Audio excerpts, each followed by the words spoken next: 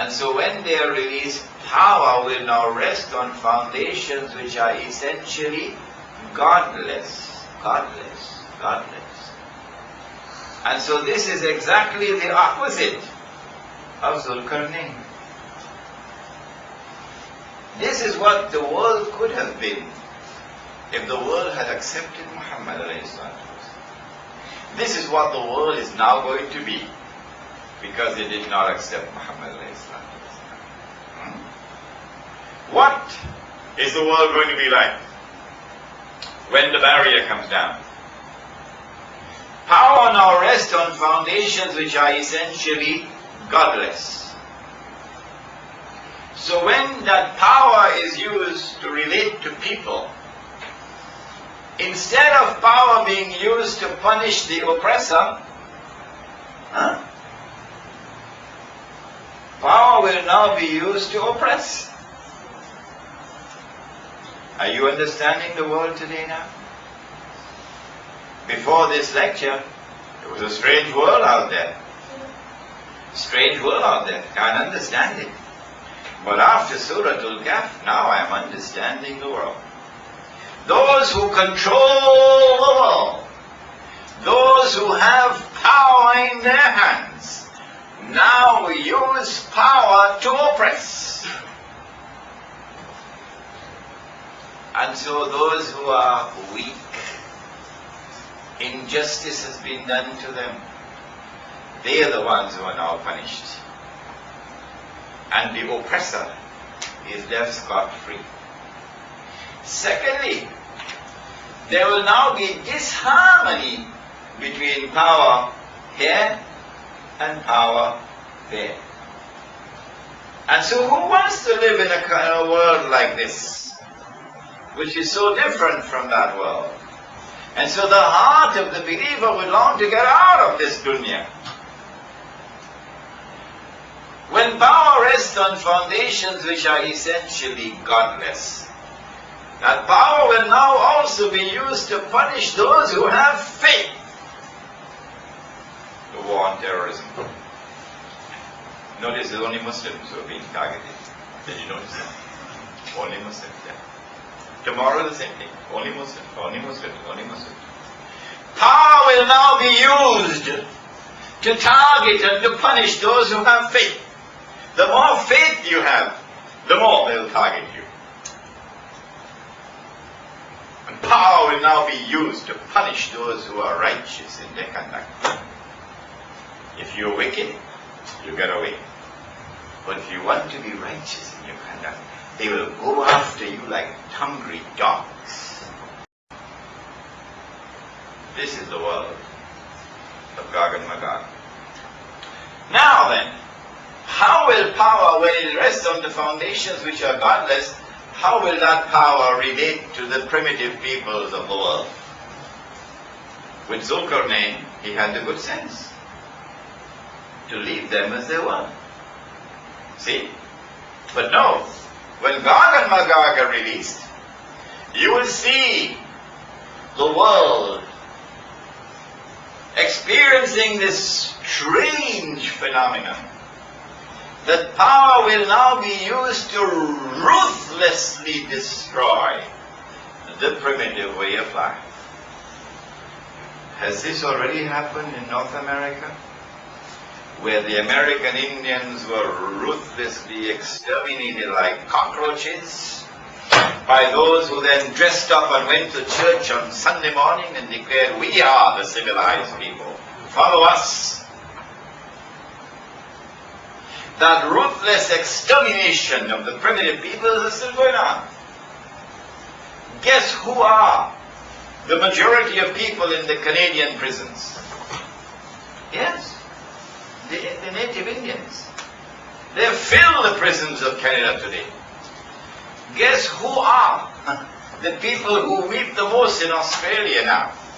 Yes, the indigenous peoples. Yes. I went to Canberra, and they showed me this brand sparkling new Parliament building. But across the road, I saw a hut built with all kinds of plywood and so on, many different colors, small hut. And there was a big sign, Parliament of the Aborigines. It's still there, you can go and take a look at it. And so the primitive peoples of the world are going to be targeted and attacked, and the primitive way of life will be destroyed, stamped out ruthlessly by a people who have no humanity, no kindness. They know nothing about it. That's what you're dealing with when Gog and Magog are going to be released. And those primitive people who survive the storm, you will see them. They'll be in blue jeans and eating McDonald's hamburgers and drinking whiskey and drunk, because the reality that they have to face is too painful for them to cope with. This is what the world is going to be like when Gog and Magog are released. The Quran is warning. When will they be released? How will we know that they are released? And what happens when they are released? Does the Quran tell us anything more? Before we go to the Prophet ﷺ, let's go to the Quran. To the one more reference in the Quran, only one more. And where is it? In Surah Al Anbiya. Surah Al Anbiya. Allah subhanahu wa ta'ala, since I mentioned this last night in my lecture, I can do it very quickly now. Allah subhanahu wa ta'ala speaks about a town. All those who were there yesterday, put up your hand. Good. He speaks about a town which he destroyed, the people were expelled, and then he placed a ban on them, they could never return until Gog and Magog are released. وَهُمْ مِنْ كُلِّ حَدَبٍ يَنْسِلُونَ. And they spread out in every direction, procreate, make carbon copies of themselves, make carbon copies of themselves in all directions. So they become the world order. They take control of the world. When that happens, then you will see these people being brought back to their town. Which town is it, we ask? The method that we used last night was to go to the Prophet ﷺ, go to all the ahadith on Gog and Magog. I think I have a lot of them in this book, Jerusalem, in the Quran. Go to that, and then you will find, I found 58 ahadith in 9 books of ahadith. And now go through all of these ahadith and see which towns are mentioned linked with Gog and Magog. There's only one. Only one. Satu. Which one is it? Jerusalem. Only Jerusalem.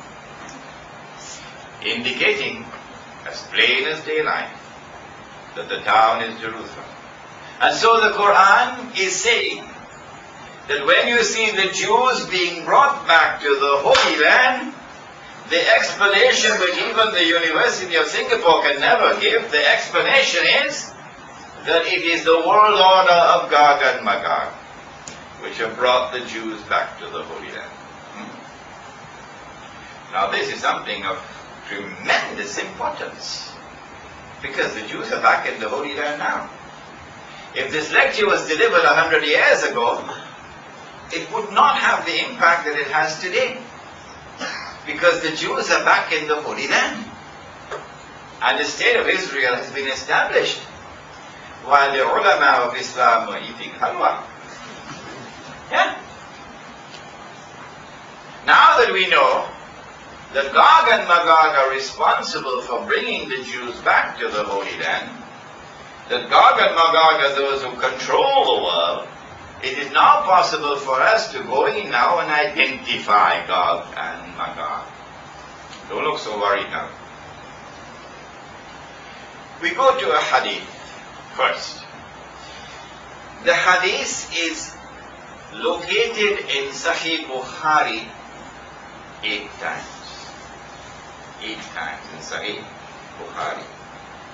What I have done in this book is I have recorded all 8 for you in different, slightly different variations, but all 8 are here.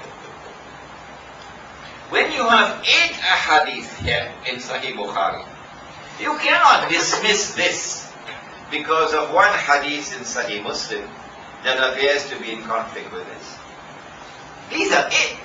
in Sahih Bukhari.